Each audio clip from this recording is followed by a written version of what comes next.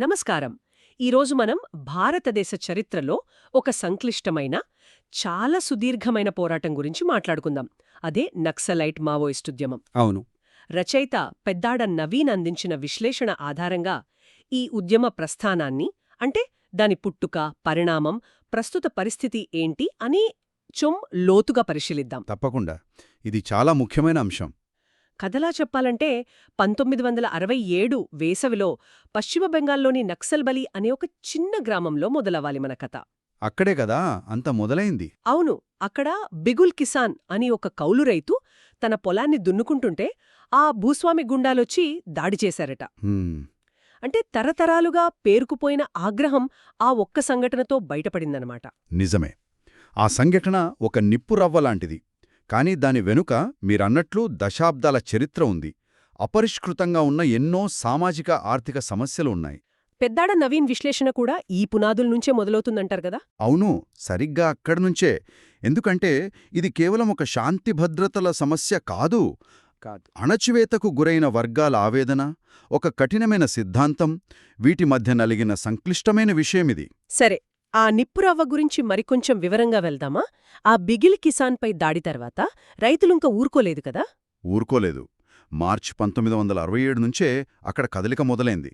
భూస్వాములపై తిరగబడటం, విల్లంబులు, ఈటలతో వాళ్ల భూములను, పంటలను స్వాధీనం చేసుకోవడం, ఇలాంటివి మొదలయ్యాయి. అంటే అప్పటికే పరిస్థితి ఉద్రిక్తంగా ఉందన్నమాట. చాలా ఉద్రిక్తంగా ఉంది. రైతాంగ కమిటీలు ఏర్పడ్డాయి. వాళ్లు భూస్వాముల నుంచి భూమి, ఆహారధాన్యాలు, చివరికి ఆయుధాలను కూడా బలవంతంగా తీసుకోవడం మొదలుపెట్టారు. ఇది సహజంగానే ఘర్షణలకు దారితీసి ఉంటుంది. ఖచ్చితంగా. మే 25, 1967న పరిస్థితి ఇంకా ముదిరింది. రైతు నాయకులను అరెస్ట్ చేయడానికి పోలీస్ బృందం వస్తే వారిపై దాడి జరిగింది. అందులో ఒక ఇన్స్పెక్టర్ బాణంతో గాయపడి చనిపోయారు. అయ్యో ఉంటుంది. అవును. కాని ప్రభుత్వం వెంటనే స్పందించింది. జులై 1967 కల్లా పారామిలిటరీ బలగాలను పంపి ఆ తిరుగుబాటును బలవంతంగా అణిచిలేసింది. చాలామంది నాయకుల్ని అరెస్ట్ చేశారా? చేశారు. కొందరు అజ్ఞాతంలోకి వెళ్ళిపోయారు. అంటే భౌతికంగా తిరుగుబాటు అణిగిపోయినా దానికి ఒక సైద్ధాంతిక రూపాన్ని, దేశవ్యాప్త గుర్తింపును తెచ్చినవారు ఉన్నారు. వారే చారు మజుందార్ మరియు కానుసన్యాల్. వీరిద్దరు సిద్ధాంతాలు వేర్వేరుగా ఉంటాయని అంటారు. ఆ తేడాలేంటి? ఉద్యమంపై వాటి ప్రభావం ఎలా ఉంది? చారు మజుందార్ ప్రధాన సిద్ధాంతకర్తగా మారారు. ఆయన రాసిన చారిత్రక 8 పత్రాలు ఉన్నాయి కదా. అవును, విన్నాను. అవి నక్సలైట్ ఉద్యమానికి ఒక రకంగా బైబిల్ లాంటివి. ఆయన చైనా నాయకుడు మావో జెడాంగ్ ఆలోచనలతో బాగా ప్రభావితమయ్యారు. భారతదేశంలో కూడా సుదీర్ఘ ప్రజాయుద్ధం ద్వారా ప్రభుత్వాన్ని కూలదోయాలని పిలుపునిచ్చారు. అందులో భాగంగానే ఆ వర్గశత్రువుల నిర్మూలన అనే లైన్ వచ్చింది. అవును, అదే ఎనాహిలేషన్ ఆఫ్ క్లాస్ ఎనిమీస్. భూస్వాములు, వడ్డీ వ్యాపారులు, పోలీసులు, రాజకీయ ప్రత్యర్థులు, ఇలా వాళ్లు శత్రువులుగా భావించిన వారిని లక్ష్యంగా చేసుకుని హత్యలు చేయాలనేది ఆయన లైన్. ఇది చాలా వివాదాస్పదమైంది. మరి కానూసన్యాల్ ఆయన క్షేత్రస్థాయిలో తిరుగుబాటుకు నాయకత్వం వహించారు కదా. అవును, సన్యాల్ క్షేత్రస్థాయి వాస్తవాలకు దగ్గరగా ఉన్న నాయకుడు. ఇద్దరూ సాయుధ పోరాటం అవసరమని నమ్మినా మజుందార్ చెప్పిన ఈ వ్యక్తిగత నిర్మూలన మార్గాన్ని సన్యాల్ తీవ్రంగా వ్యతిరేకించారు. అలాగా. దాన్నొక చారిత్రక తప్పిదం అన్నారు. సాయుధ పోరాటానికి ముందు బలమైన ప్రజా ఉద్యమాన్ని నిర్మించాలి, ప్రజలను సమీకరించాలి అని ఆయన నమ్మకం. సాయుధ పోరాటం ప్రజా ఉద్యమానికి ప్రత్యామ్నాయం కాకూడదని స్పష్టంగా చెప్పారు. పెద్దాడ నవీన్ విశ్లేషణలు కూడా ఈ వైరుధ్యాన్ని ప్రస్తావించారు అంటారు. అవును, ఆయన దీన్ని నొక్కి చెప్పారు. ఈ ప్రారంభ సైద్ధాంతిక విభేదం, అంటే ప్రజా ఉద్యమమా లేక సాయుధ చర్యలా, లక్షిత హింస ఏది ముఖ్యం అనే ప్రశ్న ఉద్యమాన్ని మొదట్నుంచి వెంటాడింది. ఈ అంతర్గత వైరుధ్యం వల్లే ఉద్యమం ఒక సమర్థవంతమైన విప్లవ శక్తిగా ఎదగలేకపోయిందని ఆయన విశ్లేషిస్తారు. ఆసక్తికరంగా ఉంది. పునాదుల్లోనే భిన్నాభిప్రాయాలున్నాయన్నమాట. సరే, ఈ సిద్ధాంతాలు, నక్సల్బరీ సంఘటన పక్కన పెడితే అసలీ ఉద్యమం బెంగాల్లోని ఒక చిన్న ప్రాంతం నుంచి దేశంలోని అనేక రాష్ట్రాలకు, ముఖ్యంగా గిరిజన ప్రాంతాలకు ఎలా పాకింది? ఎందుకు ప్రజలు దీనివైపు ఆకర్షితులయ్యారు? దీనికి సమాధానం మన సామాజిక, ఆర్థిక నిర్మాణంలోనే ఉంది. ముఖ్యంగా అటవీ, గిరిజన ప్రాంతాల్లో దశాబ్దాలుగా నెలకొని ఉన్న తీవ్రమైన అసమానతలు, నిర్లక్ష్యం దీనికి ప్రధాన కారణాలు. అంటే విపరీతమైన పేదరికం, భూమి లేకపోవడం, గిరిజనులు, దళితులపై భూస్వాముల, అధికారుల, వడ్డీ వ్యాపారుల దోపిడీ, అభివృద్ధి ఫలాలు అందని మారుమూల ప్రాంతాలు, సహజ వనరుల కోసం గిరిజనులను వారి ఇళ్లనుంచి బలవంతంగా తరిమేయడం అంటే స్థానభ్రంశం, ప్రభుత్వ వ్యవస్థల నుంచి సరైన న్యాయం దొరకకపోవడం, అటవీ హక్కుల ఉల్లంఘన, కార్పొరేట్ దోపిడీ ఇవన్నీ కలిసి ప్రజల్లో తీవ్ర అసంతృప్తిని పెంచాయి. పెద్దడ నవీన్ విశ్లేషణలో భారతీయ సామాజిక నిర్మాణం గురించి కూడా ప్రస్తావన ఉంది కదా? ఉంది. ఆయన భారతీయ సామాజిక నిర్మాణం చారిత్రకంగా చాలా బ్రాహ్మణికమైనదిగా ఉంటూ కుల వ్యవస్థ, పెట్టుబడిదారీ విధానాలతో కలిసి దోపిడీకి, అణచివేతకు బహుళ పొరలను సృష్టించిందని అంటారు. ఈ పరిస్థితులే మావోయిస్టులకు అనుకూలంగా మారాయి. అంటే మావోయిస్టులు ఈ ప్రజల అసంతృప్తిని, ఆవేదనను గుర్తించి దానికి ఒక సాయుధ పోరాట రూపమిచ్చారు. తాము ఈ అణగారిన వర్గాల పక్షాన ఉన్నామని, న్యాయం చేస్తామని ఒక ఆశ చూపించారు. అవును.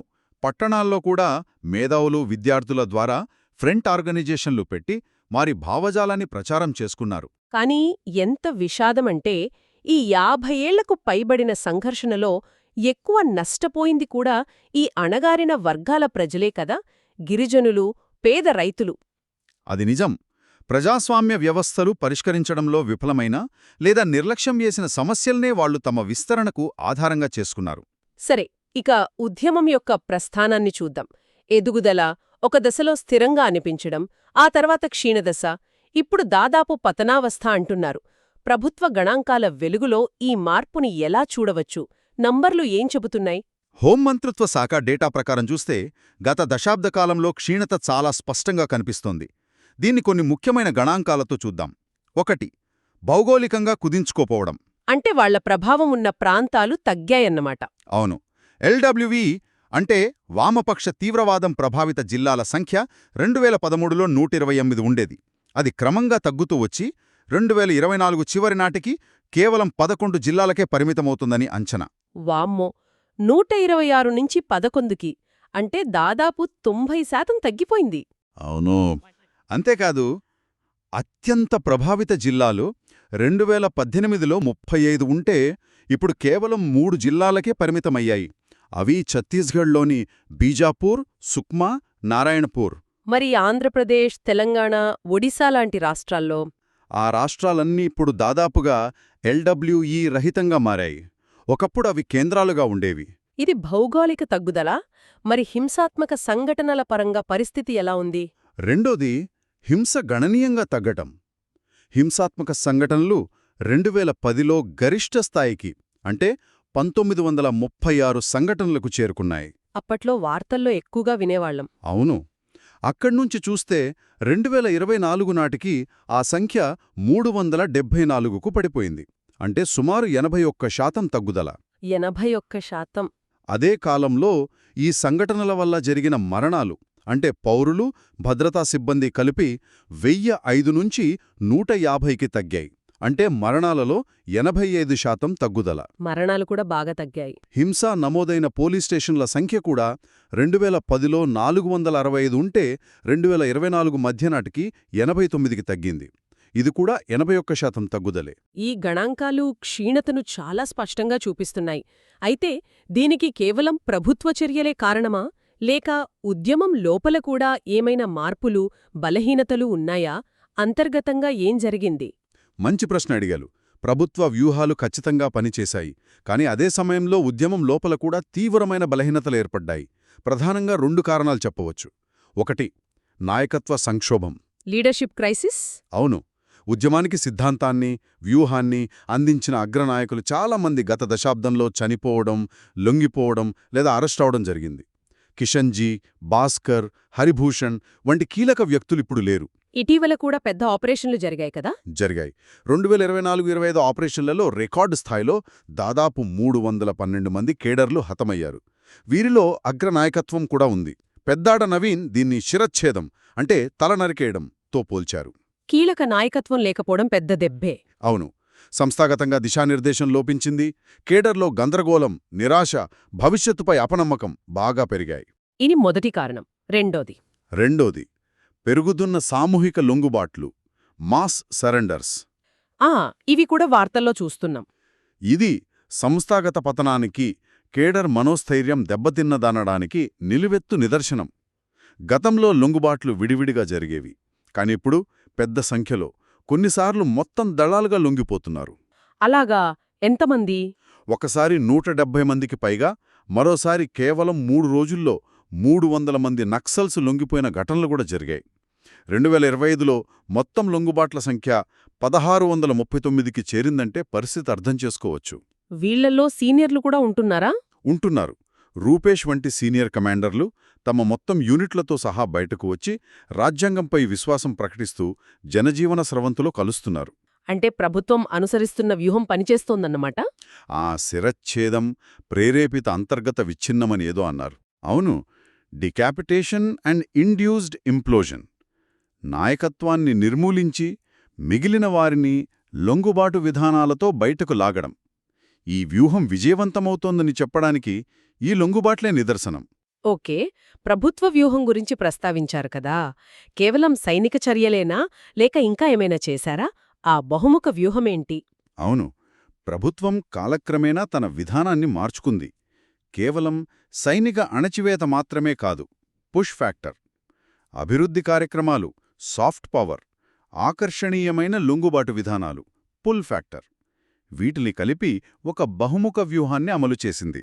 భద్రతాపరంగా క్లియర్, హోల్డ్, బిల్డ్ వ్యూహం అంటారు కదా. అదే, మొదట మావోయిస్టులను వారి బలమైన ప్రాంతాల నుంచి సైనిక చర్యలతో తరిమికొట్టడం, క్లియర్. తరువాత ఆ ప్రాంతాలను భద్రతా బలగాల నియంత్రణలోకి తీసుకోవడం, హోల్డ్. ఆ తరువాత అక్కడ అభివృద్ధి పనులు, పరిపాలనను పునరుద్ధరించడం, బిల్డ్. దీనికోసం చేపట్టిన ఆపరేషన్లేమైనా ఉన్నాయా? సుమారు 2009లో మొదలైన ఆపరేషన్ గ్రీన్ హంట్ మొదటి పెద్ద ఎత్తున సమన్వయ దాడి. ఆ తర్వాత 2017లో సమాధాన్ సిద్ధాంతం వచ్చింది. ఇది మరింత సమగ్రమైనది. సమాధానంటే? అది ఒక అక్రోనిమ్. ఎస్ స్మార్ట్ లీడర్షిప్, ఏ దూకుడు వ్యూహం, ఎం ప్రేరణ అండ్ శిక్షణ, ఏ కార్యాచరణ గూఢచారి వ్యవస్థ, డి డాష్బోర్డ్ ఆధారిత పనితీరు సూచికలు, హెచ్ టెక్నాలజీ వినియోగం, ఏ ప్రతి వ్యూహానికి కార్యాచరణ ప్రణాళిక, ఎన్ ఆర్థిక మూలాలను అడ్డుకోవడం. చాలా వివరంగా ఉంది.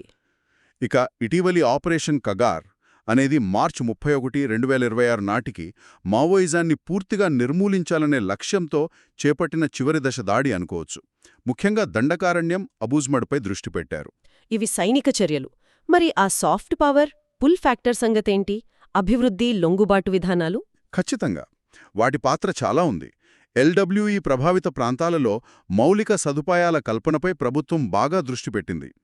11,474 కిలోమీటర్లకు పైగా రోడ్లు వేశారు. రోడ్లు చాలా ముఖ్యం కదా.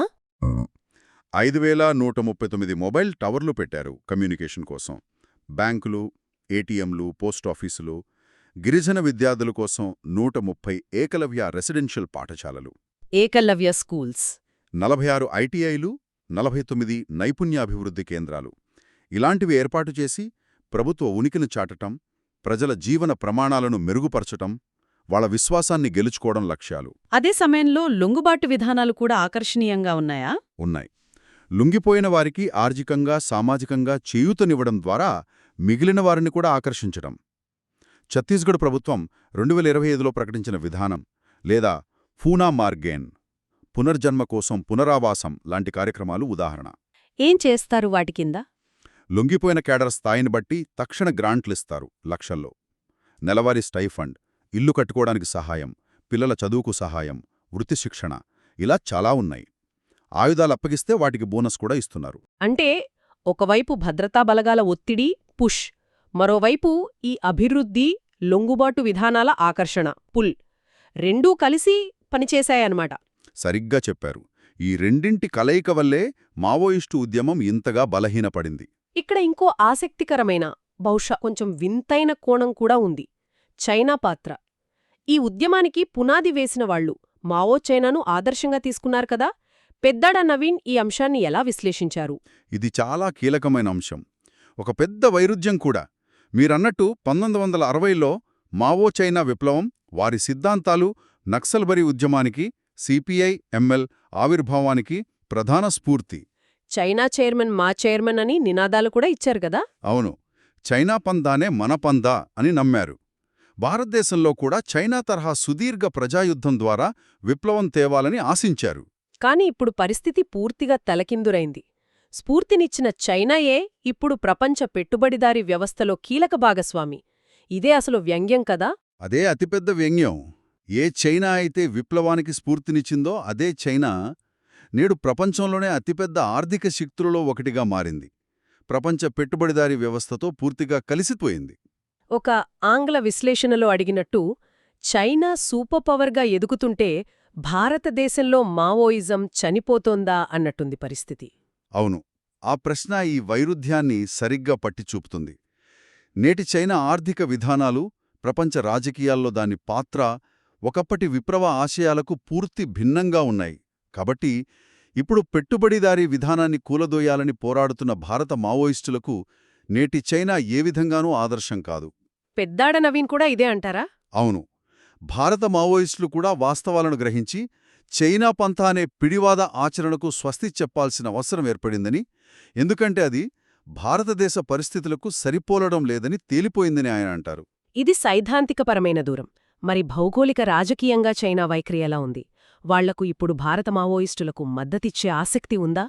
వాళ్ళు ఇప్పుడు భారతదేశాన్ని ఇబ్బంది పెట్టడానికి రెండు వైపుల సవాలు సృష్టించాలని చూస్తున్నారు. ఒకటి సరిహద్దుల్లో, రెండోది ఈశాన్య రాష్ట్రాలలో అస్థిరతను ప్రోత్సహించడం ద్వారా. దానికోసం మయన్మార్లోని గ్రూపుల్ను వాడుకుంటున్నారని అంటున్నారు. అవును, వారి దృష్టి ఇప్పుడు అక్కడుంది. ఇలాంటి పరిస్థితుల్లో మధ్య భారతదేశంలో క్షీణిస్తున్న, పెద్దగా ఉపయోగపడని మావోయిస్టు ఉద్యమానికి సైనిక పరంగా గానీ ఆర్థికంగా గానీ మద్దతివ్వడం వల్ల బీజింగ్కు పెద్దగా ప్రయోజనం లేదు. అందుకే పెద్దాడ నవీన్ భారత మావోయిస్టులను ఇప్పుడు ఒక రకంగా సైద్ధాంతిక అనాథలుగా అభివర్ణించారు. అంటే స్ఫూర్తి మూలమే మారిపోయింది, బయటినుంచి మద్దతు లేదు. అవును, ఇది వారిని మరింత నిస్సహాయ స్థితిలోకి, ఏకాంతంలోకి నెట్టింది. సరే, ఇదంతా చూస్తే ఏమర్థమవుతుంది? ముగింపుగా చెప్పాలంటే మావోయిస్టు సాయుధ తిరుగుబాటు పతనం అనేది ప్రభుత్వ బహుముఖ వ్యూహం, ఉద్యమం యొక్క అంతర్గత బలహీనతలు అంటే నాయకత్వ సంక్షోభం, కేడర్ నైరాస్యం, కాలం చెల్లిన సిద్ధాంతాలు, ఈ సైద్ధాంతిక ఏకాంతం ఇవన్నీ కలిసి పనిచేయడం వల్ల జరిగింది. సాయుధ ఉద్యమంగా ఇది అంతిమ దశలో ఉందంటారా? దాదాపుగా. ప్రభుత్వం నిర్దేశించుకున్న 2026 నాటికి దీన్ని పూర్తిగా నిర్మూలించాలనే లక్ష్యం కూడా సాధించదగినదిగానే కనిపిస్తోంది. అంటే ఒకప్పుడు మాజీ ప్రధాని మన్మోహన్ సింగ్ గారు అతిపెద్ద అంతర్గత భద్రతా సవాలు అన్న సమస్య దాదాపు ముగింపుకు వచ్చిందనే అనుకోవచ్చా? కాని ఇక్కడే పెద్దాడ నవీన్ విశ్లేషణలో ఆఖరి అత్యంత కీలకమైన ప్రశ్న వస్తోంది. ఏంటది? సాయుధ పోరాటం అంతమవడం వేరు, దానికి కారణమైన పరిస్థితులు మారడం వేరు. నక్సలిజం పుట్టుకకు ఏవైతే మూల కారణాలున్నాయో ఆ పేదరికం, దోపిడీ, అసమానత, గిరిజనుల హక్కుల ఉల్లంఘన అవి పరిష్కరణమయ్యాయా? నక్సలిజం పూర్తిగా అంతరించిపోయిందని మనం నమ్మవచ్చా? మీరు లేవనెత్తినది అత్యంత కీలకమైన ప్రశ్న, దీర్ఘకాలికంగా ఆలోచించాల్సిన విషయం. సాయుధ పోరాటం ముగింపు దశకు చేరడం ముఖ్యమైన పరిణామమే, సందేహం లేదు. కాని దానికి ఇంధనంగా పనిచేసిన ఆ లోతైన సామాజిక ఆర్థిక సమస్యలు, అంటే ఆ రూట్ కాజెస్. అవును, ఆ మూల సమస్యలు, తీవ్ర పేదరికం, భూమి లేకపోవడం, కుల వర్గ దోపిడీ, గిరిజన ప్రాంతాలలో అభివృద్ధిలేమి, వారి హక్కుల ఉల్లంఘన, వనరులపై అధికారం లేకపోవడం ఇవి ఇంకా పూర్తిగా పరిష్కారం కాలేదు. ఇప్పుడు ప్రభుత్వం ఏం చెయ్యాలి? ప్రభుత్వం ఇప్పుడు క్లియర్ హోల్డ్ దశల నుంచి బిల్డ్ అంటే నిర్మాణ దశపై అత్యంత చిత్తశుద్ధితో దృష్టి పెట్టాలి. చేసిన అభివృద్ధి వాగ్దానాలను నెరవేర్చాలి, సుపరిపాలన అందించాలి, స్థానిక ప్రజలను, ముఖ్యంగా గిరిజన వర్గాలను కేవలం లబ్ధిదారులుగా కాకుండా అభివృద్ధి ప్రక్రియలో నిజమైన భాగస్వాములను చెయ్యాలి. వారి హక్కులను, సంస్కృతిని గౌరవించాలి. ఖచ్చితంగా. వారి సాంస్కృతిక గుర్తింపును, అటవీ హక్కులను గౌరవించాలి, పరిరక్షించాలి. ఒకవేళ ఈ నిర్మాణ దశలో విఫలమైతే, ఆ మౌలిక సమస్యలు అలాగే ఉంటే అదే ప్రమాదం. పెద్దాడ నవీన్ కూడా ఇదే హెచ్చరిస్తున్నారు. ఒకవేళ ఈ మూల సమస్యలను పరిష్కరించడంలో విఫలమైతే లేదా నిర్లక్ష్యం చేస్తే భవిష్యత్తులో మావోయిస్టుల పేరుతో కాకపోయినా మరో రూపంలో, మరో పేరుతో, మరో నాయకత్వం కింద ఈ ప్రజల అసంతృప్తి, ఆవేదన తిరిగి ప్రజ్వరిల్లే ప్రమాదం ఉంది. అంటే అసలు సవాలు తిరుగుబాటును ఓడించడం కాదు. కాదు, ఆ తర్వాత శాంతిని గెలవడం, దాన్ని నిలబెట్టుకోవడం, ప్రజల జీవితాల్లో నిజమైన మార్పు తీసుకురావడం అదే అసలైన విజయం. ఇది భారతదేశంలోని నక్సలిజం యొక్క పుట్టుక, పరిణామం, క్షీణత, ప్రస్తుత పరిస్థితిపై పెద్దాడ నవీన్ విశ్లేషణ ఆధారంగా మనం చేసిన లోతైన పరిశీలన. నక్సల్బరీ నిప్పురవ్వ కథతో మొదలుపెట్టి సిద్ధాంతాలు, కారణాలు, ప్రభుత్వ వ్యూహాలు, గణాంకాలు, అంతర్జాతీయ పరిణామాలు ఇలా అనేక కోణాలను చూశాం. అవును, సాయుధ పోరాటం ముగింపు దశకు చేరుకున్నట్లు స్పష్టంగా కనిపిస్తున్నప్పటికీ ఈ సుదీర్ఘ పోరాటానికి ఊతమిచ్చిన ఆ లోతైన నిర్మాణాత్మక సమస్యలు ఇంకా పరిష్కారం కోసం ఎదురుచూస్తూనే ఉన్నాయి. ఇది మనల్ని ఒక ముఖ్యమైన ప్రశ్నతో వదిలివేస్తుంది. అదేమిటంటే, ఒకవేళ ఈ మౌలిక సమస్యలు దీర్ఘకాలం పాటు పరిష్కరించబడకపోతే, వ్యవస్థాగత మార్పులు రాకపోతే, ఈ అంతర్లీన అసంతృప్తి, ఆవేదన భవిష్యత్తులో ఎలాంటి కొత్త రూపాలను సంతరించుకోవచ్చో, దాని పర్యవసానాలు ఎలా ఉండవచ్చో ఇది మనం ఆలోచించాల్సిన కీలకమైన విషయం.